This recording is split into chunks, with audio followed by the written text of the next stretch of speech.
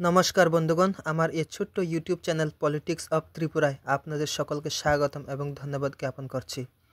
তো বন্ধুগণ, এটা আমার প্রথম ভিডিও, তাই আমি বেশি কিছু বলবো না এই ভিডিওটিতে। আপনারা সবাই জানেন বর্তমানে রাজ্যের রাজ সিংহাসনে প্রতিনিধিত্ব করছেন জাতীয় রাজনৈতিক দল ভারতীয় জনতা পার্টি, বা সংক্ষেপে আমরা বিজেপি বলে থাকি।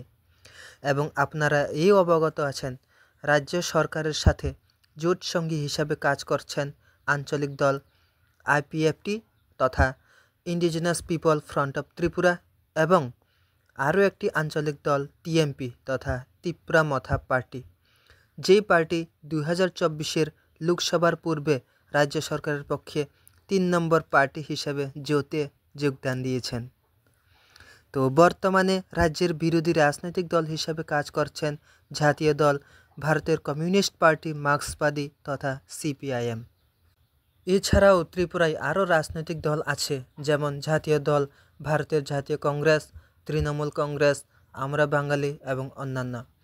এর মধ্যে অন্যতম হচ্ছে নতুন একটি আঞ্চলিক দলের উত্থান, যার নাম ত্রিপুরা পিপলস সোশ্যালিস্ট পার্টি, যার মূলে রয়েছে পাটালকান্না জামাতিয়া, যিনি ত্রিপুরা বিজেপির ভাইস প্রেসিডেন্ট ছিলেন। বন্ধুগণ, পরবর্তী বিধানসভাতে কি নতুন রাজনৈতিক সমীকরণ হতে চলেছে তা শুধু সময়ের অপেক্ষা মাত্র।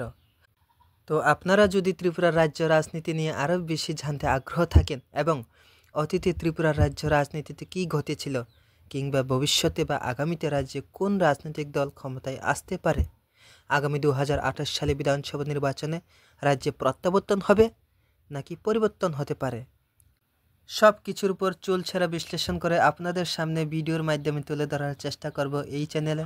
কাজেই বন্ধুগণ, আপনারা এই চ্যানেলটিকে সাবস্ক্রাইব করে রাখবেন এবং বেল আইকনটিকে প্রেস করার পর অল শব্দটিকে ক্লিক দিয়ে রাখবেন, যাতে করে আমার নতুন ভিডিও আপলোড করার সাথে সাথে আপনার মোবাইলে নোটিফিকেশন চলে যায়।